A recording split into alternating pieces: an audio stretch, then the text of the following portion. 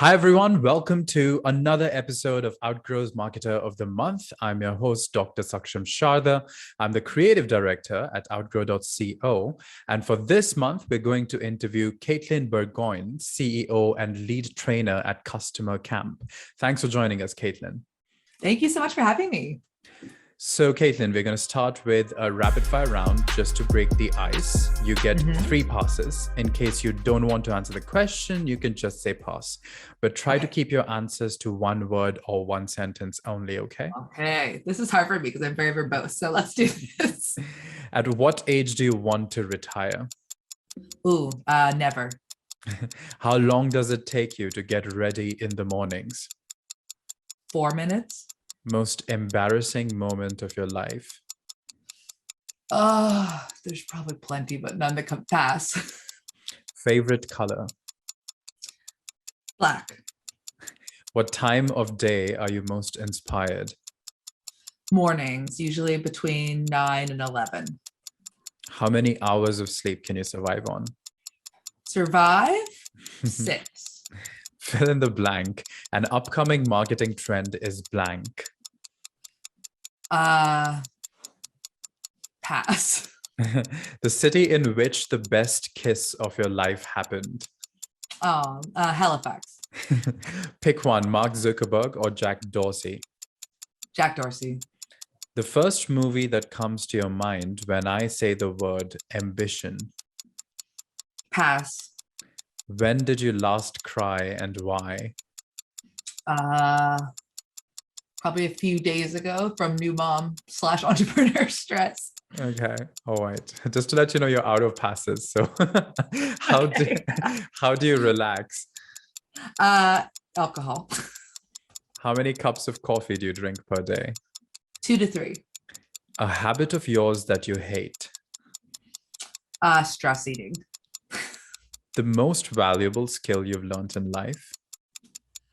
Writing. And the last question is your favorite Netflix show? Right now, maybe Stranger Things. Okay, well, you scored 7 on 10 because you had 3 passes, but we're not going to include that. You're going to win a car. Just kidding. You don't win anything. We can't afford that. Like, you get a car, you get a car. Yeah, you get a car. All right. So the long form questions. The first one is, can you explain what Customer Camp is and how does it differ from other such agencies out there? Sure. So in one way that we differ is that we're not an agency. So while we do some done for you research occasionally, some consulting work, for the most part, we are a training company. So we work with a lot of incubators and accelerators, often that support high growth companies like tech startups or D2C startups. And we train them on how to identify who their best customers are and really understand why those customers buy. So that's our core business. And in addition to that, we kind of have a secondary line of business, which is new and emerging, and that's the media side of the company. So our newsletter, Why We Buy, is something that we started about a year ago. It's growing quickly, a lot of interest from sponsors and things to be part of that. So we're looking at taking Why We Buy and building out the media side of the business around that almost as its own brand. So while we do some research, done for you research work for clients, that's really not the core of our business. Our core business is training and content. And what made you focus more on the media side at this point? I love it. I think it's a lot of fun. And I think that oftentimes when you feel pull from the market, you can, you recognize that and you identify, is this an opportunity I want to move on or not? And so for us, it was always very easy for us to get our incubator and accelerator partners to hire us to do training. A little harder to get individual marketers inside of companies or marketers for hire, other agencies, freelancers, consultants, a little harder to get them to come. And part of the reason why is that I often say that audience research, customer research, buyer research, the kind of stuff that we're really nerdy about, it is really, really good for you and very important. And in that way, it's kind of like diet and exercise. Like the best way for somebody to lose weight is diet and exercise, but nobody likes that answer. So people will search for any other solution that they can and often try other things first before they find their way to us. They start to realize that kind of the growth hacks and the silver bullets that they're promised aren't working, and that they really do need to double down and understand their buyers. And so for us, there was this question kind of internally around, this is, we know that the training side of the business is doing well. Do we want to scale up and kind of offer a second line of business and actually do more done for you research? Because we had a lot more demand than we were able to take on. But I'd run an agency in the past. So I had a branding agency. That was my first company. And I wasn't sure that I wanted to grow another agency. So I was really kind of like humming and hawing over the approach. And then as interest in the Why We Buy media side of the company continued to kind of bubble up, I thought, well, maybe there's a different way to get to the place that I want to be, which is to grow revenue in the company without having to grow headcount really quickly. So that has been the focus now. And speaking of customer research, businesses are spending more than ever on social media ads. Do you think it's worth it to spend money on ads without knowing your customers? I think that there was a time when certain platforms, particularly Facebook, were pretty good at doing a lot of the marketers' work for them. Not great. You still need to have a good product and a decent message. You need to have a good product and you need to have a great message. But the platforms were better at being able to find people who might be interested in an offer like yours. And they were never great at it, but they were better. Now they're not very good at it. And it's never been more important for marketers to invest in audience research before they spend money on ads.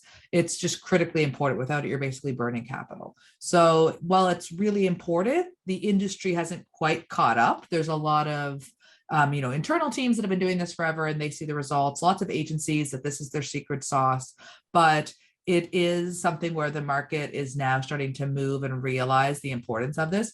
But it just takes a lot of people like myself going out and yelling about the importance of it for several years.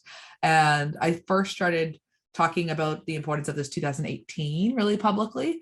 And I've seen a lot of shift since then. A lot more people have kind of joined the chorus singing about how important this is. A lot of great companies that have had big splashy exits credit customer research and insight to their core of their success, but it's still something people are coming to discover and appreciate fully. Mm-hmm. And when it comes to the psychology of marketing itself, the messaging. So when it comes to messaging, what role does psychology play in marketing according to you?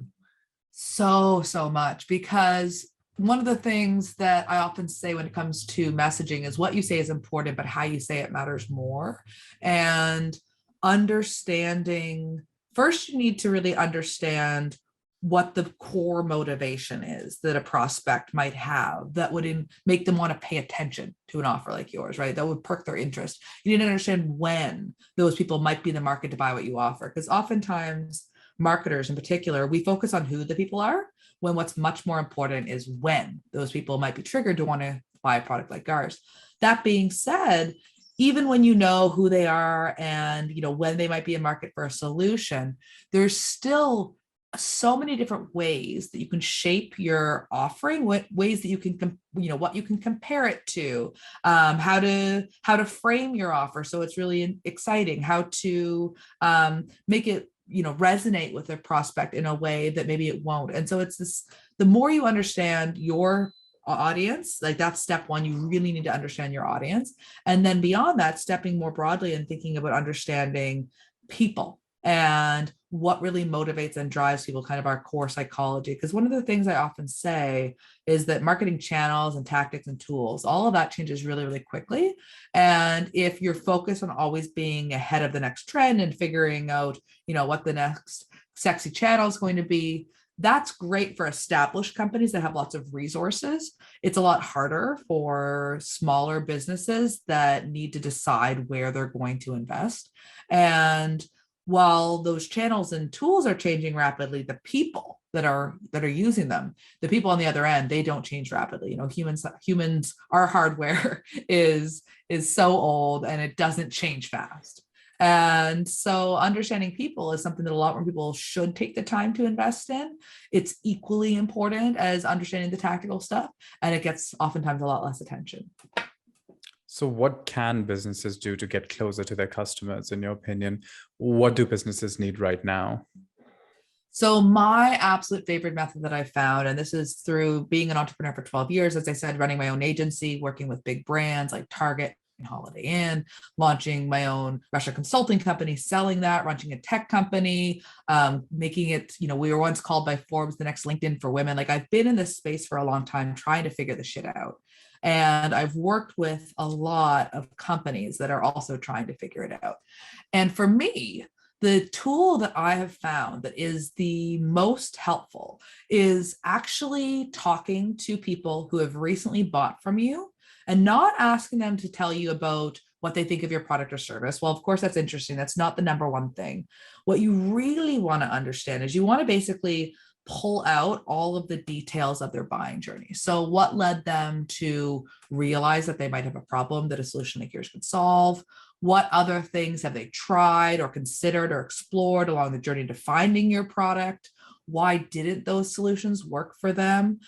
Who was involved in the buying decision? What did they hope to achieve, like from a goals perspective, the kind of more functional things? But then beyond that, what were kind of their selfish desires? What were they hoping to achieve themselves that was really their core motivation? And there's so many details that come out of these interviews that you can just get way more laser focused on understanding buyers through this method. So I would say that's one of the best ways to get closer to your customers, because again, a phrase I often say is empathy doesn't travel through osmosis, right? You can't just talk to people on your sales team, or maybe the founders experienced the problem themselves and that's why they started the business, but you can't just talk to the leadership and hope that as a marketer you're going to be able to pull everything you need to know out of those people, because, well, of course they'll freely share as much customer information as they have. You really do need to have an opportunity to talk to customers, and marketing has not always been expected or allowed to do that. And so again, I think we're seeing this sea tide change of organizations recognizing that how can a marketer do their job if they don't deeply empathize with the buyers? And we need to let marketers go out there and talk to customers. They can't just come up with these messages and campaign ideas out of thin air, because when they do, they don't get results. But you're still, it's a slow change. And I think that the next few years, as we're in these kind of rocky times economically, I think you're going to see the change get adopted a lot more quickly, because the companies that aren't willing to do it are the ones that are really going to struggle. Could you give us an example of some clients who've managed to do this quite well, in your opinion? Sure. So back when I was still doing more consulting work, one of my clients was a B2B SaaS tool that helped you identify leads that might be in market for a solution like yours. And great team, like awesome, a product being used by some big customers like Microsoft and Salesforce and some scrappy startups too.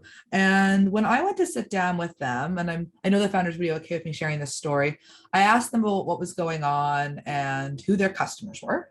And one of the founders said, we target companies that sell online, B2B businesses that sell online with anywhere between 10 to 500 customers. And I almost spit the water out of my mouth. I was like, that's not a target audience. That's essentially everyone. There's no targeting there at all. And so the first thing we did, they brought me on to help them to redesign their website, to rework their messaging, to figure out a new acquisition strategy. But the first thing I did was I went through and I poured through their customer data. I looked at, who are the happiest customers, the ones who stay the longest, the ones that are easiest to close. And then I conducted customer interviews with those folks and learned a lot, identified that who they thought the target buyer was. Even though they had this really, really broad kind of firmographic description, they did think that who they were going after inside of those companies were salespeople. Turns out those weren't the people that were actually happiest, getting the most value, easiest to close. And so we reworked things, readjusted the targeting, reworked their website. And when we launched the new one, they were getting 5 times more leads, converting at 3 times the rate to becoming paid customers. And I remember right before I kind of presented the findings from the research to the team, they said, the founder, confided in me. She said, we're probably going to fail. She's like, we are running out of money and we've been at this for a long time and we've just never really been able to get a lot of traction. And I think we're going to fail. And happily, a few months ago, they actually announced that they'd gotten acquired and that now they were able to keep working internally under the new leadership, but they've had a big exit. They can retire if they want to. And the founder, she always says it comes back to you helping us identify who our customers were. Because this isn't the kind of work that a lot of people inside of organizations are familiar with or that they're given time for, because leaders want to see results. They have to answer oftentimes to investors, and they don't want to take people's eyes off the prize to focus on this work. They want them to launch on the strategy and initiatives that they've already decided they're doing. And so it just gets pushed aside. So that's one example I'm proud of, because I just saw the transition from on the brink of closing their doors through to getting that clarity about who the right buyers were, adjusting the messaging, and then from there things just took off. So that's one example. So related to all of this, you also have a podcast called Customer Show. So tell us more about it and the most useful insight you have received from your guests there. Great question. So Customer Show is on hiatus, actually. And what I'll share, the best insight that I got from the experience, we've recorded I think we've got 13 episodes. I think that we've had about 6,000 downloads, which is good for the small number of episodes that we have. But what I felt with that show, and the reason I decided to pause it until I could give it the real attention that it deserves, is that I went into it with kind of a clear premise as to what I wanted the show to be. And as a host, I wasn't necessarily pulling the right stories out of the people I was interviewing. And it kind of just felt like just another marketing podcast. It didn't feel like it was going to be somebody's favorite podcast. And I do think when it comes to podcasting, I always think about who are you competing against? With a podcast, yes, you're competing against other marketing podcasts, right? But you're also competing against other ways that people can learn marketing, like blog posts and webinars and things like that. And you're competing against other types of podcasts, like true crime podcasts that could be so exciting to listen to. And so for me, when I had this early kind of awareness that we weren't hitting our stride with the show, that it wasn't going to be somebody's absolute favorite podcast, I said, I need to pause this. I want to kind of like go back to the drawing board, figure out the premise, and make sure that I can come through and deliver on that promise. And so the show's on hiatus now. And while there's discussion about kind of starting it under the Why We Buy media banner, I'm thinking what we'll probably end up doing will actually be a web series as opposed to a podcast, because a lot of the work we're doing with Why We Buy, it can be really exciting to see visual examples of advertisement that uses particular concepts like scarcity or loss aversion. And so the visual examples are really powerful. And so for the format of a show that we want to do, I don't think podcast and audio only is kind of the best approach for us. So by the way, Just Another Marketing Podcast is actually the name of a podcast. Really? Yes. Is it a good one? Is it one of your favorites? Well, I haven't really listened to it, but I was trying to claim that name for a podcast that we wanted to make at some point. Yeah. And I'm just like, oh, someone's already taken that. Yeah. Well, there's a lot, and there's a lot of great ones. And I will say that I think that there are some teams that are covertly using their podcasts in a very clever way. Because while it's a low lift from an execution perspective, and you get to interact with and meet some really interesting people. And so, for instance, I was on Nathan Barry's podcast the other day. He's the founder of ConvertKit. And in going on his podcast, and I'm sure that this was not his intention, afterwards we were chatting about ConvertKit, and I'd kind of been thinking about maybe switching over.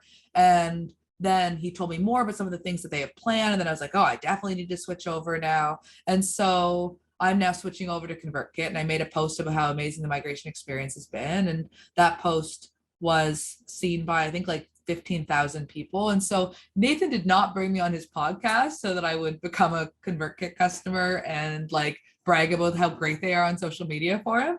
But it was kind of a happy outcome of it. So I think that sometimes with podcasts, if you look at them as a channel and a way to potentially reach new listeners, and you also look at them as a way to build relationships, you can't lose with them. Fair. So you're saying if I try to convince you to shift to Outgrow after this podcast, then you would be shifting to Outgrow. I've checked out Outgrow before, and it's funny when you connected with me, I'd been planning to check it out again because there's definitely some things we're doing now that I think we could leverage Outgrow with, but some new things that are coming down the pipe at customer camp, some new trainings, some new products. So it could very much be something that we use, and I know about it and I've used it before and I remember it being a good product before. Brilliant. So we should end this show as soon as possible so that I can start the pitch. All right. So, but from what I gather, which is actually a great insight from your customer show podcast, is because you're so customer centric and focused, what you realized was that the audience you were aiming for was probably not meant to be aimed at through a podcast. So you did customer research on your podcast listeners, I assume. So that's Absolutely. what led you, right? So, and we looked at one of the things is like, the form of media. So I'm a big nerd for Jobs to be Done. Are you familiar with that? No. So Jobs to be Done is this kind of like innovation theory, and it really shapes the work that I do. So the idea is that people don't really buy products and services. You can think of it almost as though they hire them because they have a specific job to do. And in the same way that you might hire somebody to join your team, you have criteria for what you want that person to deliver. You have like expectations around like what type of work they'll do. You have your own kind of like selfish motivations for hoping, they'll take these hard things off my plate, or they'll help us hit this target and I'll be feeling, more successful in my business, all these other things. But essentially the idea with Jobs to be Done is that success in marketing and in innovation doesn't necessarily come from studying people. It comes from understanding the job they're trying to get done. And when you really understand the nitty-gritty details of the job, then you can understand how to make your products better, how to attract more people who would get benefit from them, and also how not to get fired. Because what happens with products is when we're using a product and we had a specific job in mind, but it doesn't fulfill our needs, we fire that product and we look for something new to hire. And so with this lens of the way that I look at things, it allows me to kind of shape how I grow the company. So I think about our role at Customer Camp. We are not a research company. We're not a training company. We're a business that helps people to understand why their customers buy so they can market smarter. And if that might mean that we create, training that helps with that. It might mean that we could deliver those services for people. We might create a newsletter like our Why We Buy newsletter. We might create a new product, like I'm just about to release a review mining system that teaches people how to go out and mine reviews from their own customers or their competitors' customers and kind of pull insights out of those to use in their marketing and copy. So because I think about what we do that way, I can kind of extrapolate through to understanding kind of like the functions of the assets we're building. And so for the podcast, again, like knowing that we're not just competing against other podcasts, we're competing against any way that customers can learn about why their customers buy and how to apply it to marketing. The best way for us to show them how to apply it is often through these very visual examples, like little video snippets or a screenshot of an interface on an app or a screenshot of a Facebook ad.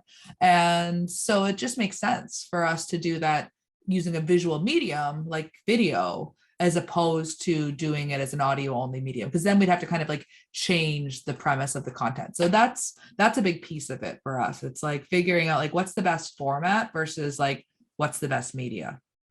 And what besides this have you learned from your customers the most, like your current customers? What is another thing that you've learned from them? So much. I would say for our business in particular, one thing that I know is that while we are a training company, I almost never use the word courses because marketers are completely inundated and burned out by courses. They're sick of being promised that if you just buy this course, you're going to unlock all the secrets to drive growth. And they're sick of sitting in front of their computer, watching it on 2x speed while somebody talks at them that doesn't actually tell them exactly what to do. They tell them why it's important. They show them kind of like what the results can be, but they don't give them the nitty gritty like tools oftentimes. And so for us, we focus on helping people to basically work backwards from the outcomes that they want and think about what are all the resources that they might need to get success with that. So for instance, with our new review mining product, we're creating this product because of a big need. So our primary kind of like on-demand product is our Clarity called cheat sheets. And it's a series of documents and resources designed to help you to just start doing customer interviews really easily and quickly. There's not a whole bunch of videos you need to watch. It's like a script, a template for taking notes, a template for summarizing what you're hearing that's important, tips on how to action what you're learning and using your copy, design campaigns, all these sort of things. But while the people that have bought that have gotten huge results from it, I've heard many, many times that people haven't bought it because they can't get access to talk to customers directly. So either the team says, no, there's no access to customers, or the client says there's no time for research. And so they feel like they're just kind of shooting in the dark and they're just guessing about things. So the beauty of review mining is that you don't have to ask for permission. You can just go out and search the internet. You can look at what are people saying about our competitors' products. If you're talking about a B2B product, SaaS product like Outgrow, then you can go on G2 Crowd or Capterra and you can read reviews from other people, or you can go to your competitors' websites and scroll through the case studies that they list there and their customer testimonials to get a sense about what matters to people. So there's so much great insight there. And you don't need to ask for permission. So oftentimes everything that we learn about our customers, who tend to be marketers who are responsible for driving growth inside of high growth companies, like everything we learn about them shapes the types of solutions we build. And even within this review mining template, while I teach them how to go out and mine reviews, guess what? If you can't share your insights with the team in a way that gets them to say, hell yes, I'm really excited about what you found, let's go and execute on this, then you don't actually get your job done. And so I'm also going to be including slides and templates that allow them to present what they find back to the team to make the team go, oh my goodness, you're brilliant. And so that's part of the journey. So if I didn't think about things from this holistic perspective of like, how can I get them to the outcome that they want? And the outcome isn't to know how to find and analyze buyer reviews. The outcome is to get buy-in from the team to do some really exciting and interesting things. So I need to give them that next piece, which is to help them to get that buy-in. But this type of insight, it comes from talking to customers. It comes from going out and learning from your buyers, because without it, you can often end up building the wrong solution and wondering why people aren't adopting it and why your messaging is falling flat. And is the review mining system already available? It's not yet. So I'm actually going to be recording. There's only one short video. It's under 6 minutes, but I'm recording that intro video today. And I've got some people who are going to be testing it, the first few that I've offered free access to. And I'll get some feedback from them. And then I'll be launching it probably next week or the week after. So happy to share it with you if you're interested. For sure. Yeah. All right. So the last question for the podcast is, what would you be doing if not all this? Great question. So, I mean, I feel like I'm unemployable. I'm always going to be an entrepreneur. Like I've never really had a real job. I worked in an advertising agency for about 4 months before starting my own business. And so I don't think at this stage I could take a job. So I would be doing a business of some sort. My husband and I are actually talking about doing some interesting things. He's looking at doing something new and I would be supporting them a little bit. But like, if I wasn't doing this, I love building businesses. And so I would be building something. One thing that is particularly interesting to me, especially after the experience I've had, is looking at businesses that aren't necessarily sexy, but with the right mindset and the right kind of like growth tactics, you can make really successful. So my husband's got a little side hustle he's doing where he's doing deck painting, repair, pressure washing. And you'd be surprised how easy it is to win when the people that you're competing against don't even know what a Google ad is. Yes. So it's, there's some unsexy businesses that are a lot of fun to optimize and run. So I'm going to be doing a bit more of that. No, for sure. I'm quite sure someone's going to go around saying the unsexy businesses are the next revolution. And I'm quite sure it is. Well, yeah. Anywho, yeah, that's the end of the podcast. Thanks everyone for joining us for this month's episode of Outgrow's Marketer of the Month. That was Katelyn, who's the CEO and lead trainer at Customer Camp. Thanks for joining us, Katelyn. Thank you for having me. Check out their website for more details, and we'll see you once again next month with another Marketer of